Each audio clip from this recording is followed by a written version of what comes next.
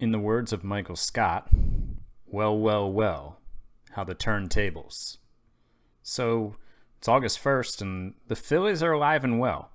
Maybe not in the division where we're 7.5 back, but we're 55-46, tied for the second wild card spot with the Brewers. We're 8-2 in our last 10. We've loaded up at the trade deadline. Let's do this, Philly. We're gonna, feeling much better than how this team was performing last time. So expanded standings wise, run differentials a plus 19, which is decent. We're 2 wins above our Pythagorean, and we're riding about 500, I guess, maybe a little better against lefties. We're 14-18 now, pretty solid against righties at 41-28. So yeah, things are much better in Philadelphia than they were at the last update. So let's get into the roster and the changes we made, and then I'll go over the player performances. So here's where we brought in upgrades. We brought in a new second baseman, Whit Merrifield, from the Kansas City Royals, and he replaced Gene Segura, who's still on the roster but was just miserable this year. So Merrifield has been with us for 15 games, and he's been terrible, but he was doing quite well in Kansas City with a 110 WRC+. He's at a 52 with us. I mean, the BABIP will come up, hopefully, and hopefully he'll adjust and be a little better for us here. He's 33. He's also got a team option for next year, so we'll see what we do with that. I mean, if he keeps rocking a 55 WRC+ or 52, might not pick up that option. But he's a very good hitter, and he can play all over the field. He's got good work ethic. I'm pretty happy with bringing in Mr. Whit Merrifield. And then we also brought in a new left fielder, Brian Reynolds, from the Pittsburgh Pirates, having an all-star caliber season. He's put up 4.1 WAR in 92 games, started a 153 WRC+. Last year he was about league average with a 102 WRC+ and 2.5 WAR. But we had a bunch of young guys that were kind of filling in, and I'll go over those guys at some point here, who were maybe around league average at best, but I didn't want to leave this to chance. I wanted to bring in an established player with an established track record, and I prefer to build, I really like having prospects come up and do well and become part of the team, but with where we're at in our aging cycle of our stars and all that, I felt like we couldn't chance it this year. We got to really go for it. The good thing is, and I guess I should show you what we gave up for Whit Merrifield and Reynolds. Probably interested in that. The good thing is Reynolds is signed really cheap for 3 more seasons, 3.8, 5.1, and 6.3 million after this season. He signed it prior to the 2022 season. He signed a 4-year deal. So it's the first year of his 4-year deal, but he's out of Pittsburgh and he's with us now. I'll show you what we gave up for him first. So the main piece was, am I butchering his name? Jaren Duran. So he's a Red Sox prospect in real life. So he's, the scout thinks he's pretty good. This is a pretty good player. He doesn't necessarily have he can play left field or right field. He can play some second base, but that's not really his defensive home. And he's a lefty hitting prospect, and I have a bunch of prospects who hit left-handed, can play like second base, left field, right field. He's one of like 5 guys I have. And he's 25. He's got poor work ethic. So based off of that, I decided I was willing to give him up. I was going to have to give up one significant piece in this deal and then some other prospects. But one significant piece was going to have to be included in the deal. It was between like Duran, and some other top guys, Adam Hazley, Mickey Moniak, guys like that. And I decided that Duran was the guy I was most willing to give up. Now he's ripping up AAA for the 2nd year in a row. He's got a 127 WRC+ in 445 plate appearances. I think he's going to be a solid major league player for the Pirates, and who knows, maybe he'll become a star. I don't know. But, it was one of those things where we had to give up something to get something, and we had to give up a piece that maybe was a little harder to give up. But he's a lefty bat. I like that Reynolds is a switch hitter. I like that a lot because I have all my options for left field were left-handed hitting prospects. So what else did we give up? We gave up Juan, I guess it's Aparicio. Yeah, Aparicio. And so Juan ripped up high A last year, and he's there again this year as a 22-year-old, and he's above league average again. Maybe if he develops, he's only 22, maybe he could turn into a bench bat, but he doesn't really have a good defensive profile. So Juan is a guy that we were willing to give up. And David Avidia is a catcher who was hitting well in A-ball this year, has decent catcher ability. He's only 23, but I don't really see him profiling as a major league player. And we gave up Joel Brewer, who we drafted last year, I think. Yeah, he's a 26th round pick for us last year. And he's a defensive stud. He's going to be able to be a Gold Glove fielder possibly at all three positions. And he's also hitting really well this year. He hit well in rookie ball in 2021. And now in A-ball, he's got a 117 WRC+. He is 23. But maybe he's a little bit better than the scouts think. So the Pirates were interested in him. And why not? He's a great defensive player. And so far, even though the scouts say he's not good, he's hit. So that was the other piece. And then we gave up this guy, Samuel Alda, who is a 20-year-old pitcher, right? I don't necessarily like giving up pitchers this young, but he hadn't really done much. He was in A-ball for us. He hadn't really pitched much in A-ball. He's mainly a rookie ball guy and hadn't done a lot. But he's 20 years old, and if 40 potential, OSA sees him as this. So, if he grows a little bit, he's a major league pitcher. If he can get this control up a little bit, he's got 4 offerings. So, but at only 20, he's the kind of guy the Pirates wanted to, I guess, try to develop. So, I think Duran, whatever is the main piece. I think Alda is an interesting piece, and the other 3 are more of flyers. And so that's what we gave up for Brian Reynolds.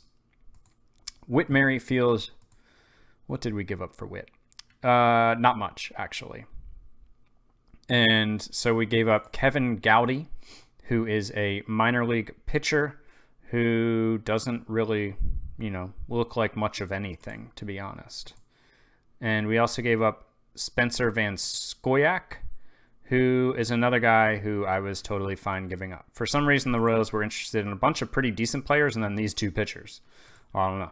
And then I was also able to get Jason Guzman, a shortstop who probably doesn't have the bat to get to the majors, but maybe he could be a utility infielder. And he's in high A for us. So that's what I gave up for those guys. And we also brought in Randall Grichik. And I think I mentioned this in the last video. It's been a while since I recorded that one. I've been playing ahead a little bit. So Grichik has come in. I think I was talked about this in the last video, but I hadn't made the trade yet.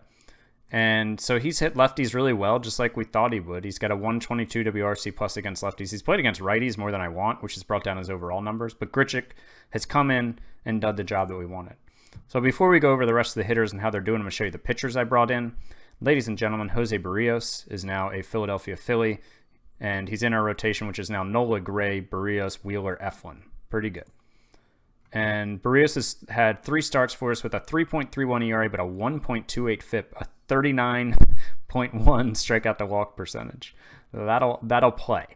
And so what did we give up for Jose? We gave up 3 pitchers, 2 of which, Pipkin and Aponte, are guys who I don't necessarily see as great pieces, but I feel like every time I hit the Make This Work Now button, since I took over the Phillies, since I started this sim, these guys show up. Teams wanted these guys. And, Pipkin looks like he's got a really good fastball. He's got good stuff, and these tools are just below league average. I mean, this is a guy who could make the major leagues, and he throws 100, and he's only 22. So I see why the Twins were interested in him. I didn't really like this profile that much, to not get Barrios. And he's also a fly ball pitcher. I don't love fly ball pitchers. And so we were willing to give him up. He was pitching okay for us he was in Double-A for us. So, he split time between high A and Double-A for us. And he was fine, but nothing incredible. But he looks like a decent pitching prospect. And then Lionel Aponte, that's what we'll go with. Another fly ball pitcher that I was willing to give up. And lots of teams were interested in him. Not quite sure why they're interested in him. He hasn't dominated the minors. He was good for us, actually. I mean, he had 2.96 ERA and 79 innings in high A. They've got him in low A. But, certainly guys willing to give up, but a guy that tons of teams were interested in. And then Keelan Kilgore. looks like a decent, they've got him up in the majors. He's pitching for him in Minnesota. He was in AAA for us. This is a fine guy as maybe your last pitcher in your bullpen, but certainly wasn't going to be a hold up in a deal for Barrios. And then we claimed Matt Barnes off of waivers. He's back in Philly. He was with us last year, so he's back. That's what we did to bolster the bullpen. So let me go ahead and show you the info page, and I'll get into the individual players. So runs scored, we're up to 11th. We're doing much better. We're 11th or 12th instead of 14th or 15th in a lot of these categories. We're up to 7th in home runs. Pitching and fielding continues to carry the team. 2nd in runs average, 4th in runs allowed, 2nd in starter ERA, 4th in bullpen ERA. We just added Barrios. So 1st in zone rating, 4th in defensive efficiency, 3rd in BABIP. We're 16-10 in June, 16-10 in July, 6-15 baseball. That'll play. And so let's just sort by WAR here. So Reynolds' stats are not with us. He's played one game for us. But Bryce continues to hit well. 3.3 WAR, 128 WRC+. He's got 22 bombs, only 49 ribbies. And he's walking in 15.6% of his plate appearances. So good season for Bryce. Very good season. Willie Adames has put up 2.5 WAR, mainly fielding, obviously, because he's got a 94 WRC+, which, man, if you can play a Gold Glove caliber short, which is close to what he's doing probably, and be almost league average with the bat, we'll take that all day. JT Realmuto has gotten his act together. He's now above league average with the bat. Whit Merrifield, we already talked about. Not all the stats are with us. Didi continues to be fine. 1.8 WAR, 108 WRC+. That'll be fine. Nick Maton has been really good in part-time duty for us. A 186 WRC+ and 66 plate appearances. He's getting some playing time, but really with bringing in Merrifield, he's not going to play a ton. But he'll get some playing time at 3rd and some at 2nd. So Nick Maton possibly becoming a Phillies legend to build his resume from his fake Orioles legend last year. Gene Secourage is absolutely brutal. 70 WRC+. We brought in Merrifield to replace him. Alec Bowman, this is his 2nd year, and he's just average again. 98 WRC+. He's really trailed off in July. He's had a really brutal July. And at some point, he's going to need to take a step forward here. Kiermaier, pretty brutal with the bat. 65 WRC+, but he's playing a solid center field. Reese Hoskins, he's all the way up to 0.2 WAR and a 90 WRC+. He's really come around finally. Let me show you here. You can see just by slugging percentage, 354, 337, then 403, and then 534 in July. So he's finally come around in July. And his BABIP, 191, 190, and then 326. So he's having a bit of bad luck, and he wasn't walking at all. So Reese has woken up from his slumber. And then Hedges, Grichik we already talked about. Hedges just here for his defense. But our lineup is now way better with Reynolds at the top, and then we're going to go Realmuto, Hoskins, Harper, Merrifield, Gregorius, Bohm, Adames, Kiermaier. Now you can't see all that because my face is covering it. So that's our lineup now. Pitching side of things, if we just sort by WAR, Barrios, those stats aren't with us, but Eflin, Greg, Wheeler continue to pitch, be solid, right? Wheeler's on pace for 3.1 WAR. We'll take that. That's a solid starter. And if you have 3 guys who are that solid, that's great. And then Barrios hopefully will be good. And Nola is getting his act together slowly but surely. He's been better. So he's on pace for 2.6 WAR now. He hasn't been the Nola of last year, that's for sure. But, if you just look at his ERA or his FIP even, this month in 6 starts, he's got a 2.35 ERA and a 3.13 FIP. So he's gotten much, much better. His walks are down. And then the bullpen's been good. Trine and Bard, Alvarado have all been good. Alexander's been fine. Chatwood is now in the bullpen since we brought in Barrios. Sir Anthony Dominguez has really struggled, which I'm disappointed about. I thought he was going to be able to be a really good guy there, and I think he still could be, but he's had a rough go here. And we've also got, what's his name? Adam Kolarek has 8 days left on the IL, and he's been solid for us too with 0.4 WAR and 1.1 R WAR. So that's how the team's going.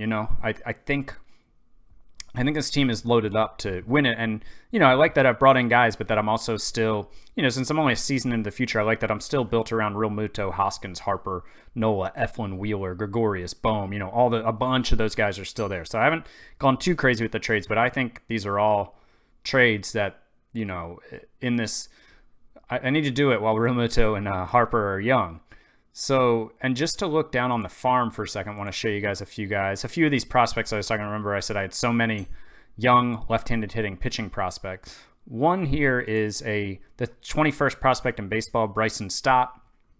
And I've got him, I just switched him to learn some left field because he's pretty set at infield, but he's got some ability to play outfield, so I want more versatility. He's got a 121 WRC plus this year. He'll be in the mix next year. We'll see where. I've brought in a couple veterans under contract for next year. We'll see who there's room for next year. And Moniak was up for me. And he's ripped up AAA with a 147 WRC plus, but I just sent him down today or yesterday when I got when I got Reynolds. But he had 86 plate appearances for me and 100 WRC plus, so league average. Rivas is a guy who was up for me for a while, and he's demolishing AAA, and he was good for me too. A 110 WRC plus for me and 107 plate appearances. But again, I just wanted to bring in the proven veteran rather than go with the young guy. Hazley has been excellent in AAA this year. Excuse me. And I'm not going to edit that one out. And, so got some solid bats down there. They're all left-handed. I need to make some trades, trade some of them for righties. And then Segovia. Oh, Spencer Howard, by the way, has been terrible when he's been up this year. 6.27 ERA, 5.84 FIP in 33 innings for me. Hopefully he'll be better next year when we give him a shot. But Edward Segovia, the guy who came out of nowhere, he's now up to the number 5 prospect in baseball. He ripped up AA, and I just promoted him to AAA, where he has struggled in 6 starts. He's had some really good starts, some really bad ones, but overall he's got a .6 WAR, a 0 R WAR, 6.18 ERA, but only a 4.01 FIP, so some bad luck in there. But he's looking like he'll be a piece for us as soon as next year, so that's exciting. We need more pitching. But anyways, that's the team. It's August 1st. I don't know that the division's within reach. 7.5 games is a lot of ground to make up on a team as good as the Braves. But we're in the hunt for the wild card, and we just added, some really important pieces to our lineup and our rotation. And Barnes will be a solid addition for the bullpen. But that is all for this one. Thank you guys, as always, for watching. And I will... Wait, you know what? I want to show you one more thing. Just kidding. Hopefully you didn't click out, because if so, you're going to miss recap of the draft. And so I'm going to show you the first 5 picks. I got to say, I really like the draft this year more than Out of the Park. I feel like the ability of the players you're drafting is way more realistic with real life. Because if you look at scouting reports of prospects in real life and the grades they get, there's not a bunch of like 80 and 70 and 60 rated guys. The majority of prospects drafted are 50 or below, with some exceptions at the top of the draft. But so I feel like it's, when you look at like your first few rounds in older versions of Out of the Park, they'd always be really good looking prospects. But now they're not. They're guys with issues and problems once you get past the first like 10 picks. So this was my first pick at 29th overall. Bradley Gagin we'll go with. He's a high school pitcher. He's in rookie ball. And I like that his pitches were already decently developed. He's got 3 already decently developed. And we'll see. Maybe he'll turn into a league average starter. I feel like that's a realistic first ceiling at 19 years old for a guy drafted 29th overall. We'll see what happens with him. So that's Gagin. Second is Tucker Toman. He is a third base prospect out of high school. Looks like he could have a good power bat if he can cut down, if he can, not strike out too much. So hopefully he'll develop a little better discipline. And then we've got Gavin Killen, who did he drop off already or something? Why did I draft this guy? So yeah, he's actually already lost some things since I drafted him. But he can field, and he's 18. He can field decently. But like I said, third round, and the best player I could get was rated a 40 potential with these kind of tools. I think that's more realistic, and I like it. But it's not as exciting to draft these guys. We got a 23-year-old here who looks like he's probably already fully developed, but maybe he can take a step forward and spend some time as a 4th or 5th outfielder for us. So that's Zach Kokoska, which again I think is a realistic ceiling for a 4th round pick. Of course, players can always raise their ceiling, but at the time of drafting, I feel like that's realistic. And then we drafted Armani Sanchez, who is a high school infield prospect with good work ethic, who doesn't look great. but we'll see. I like the drafts a lot better this year in that, maybe you guys have noticed that too, but I really like it. So international free agents, we once again didn't get our guy. I got like my fourth choice and I offered him $5 million, even though he didn't deserve it. I mean, this is a little rough, but this is Rich Guerra out of the Dominican, a 16-year-old who, he's not going to play shortstop, but this was the best I could do. He's fine. And, that eye is going to be a problem. I need him to get it up to at least, if he could get up to like a 35 and develop this avoid Ks and that contact, he'd be a beast. No power, but a beast of a hitter. So, all right, I think I've rambled on enough about those things. Thank you guys for watching. Philadelphia, I'm going to try to go bring us another playoff performance, and hopefully we will see you guys out at the park for some playoff games. Talk to you guys later. Bye.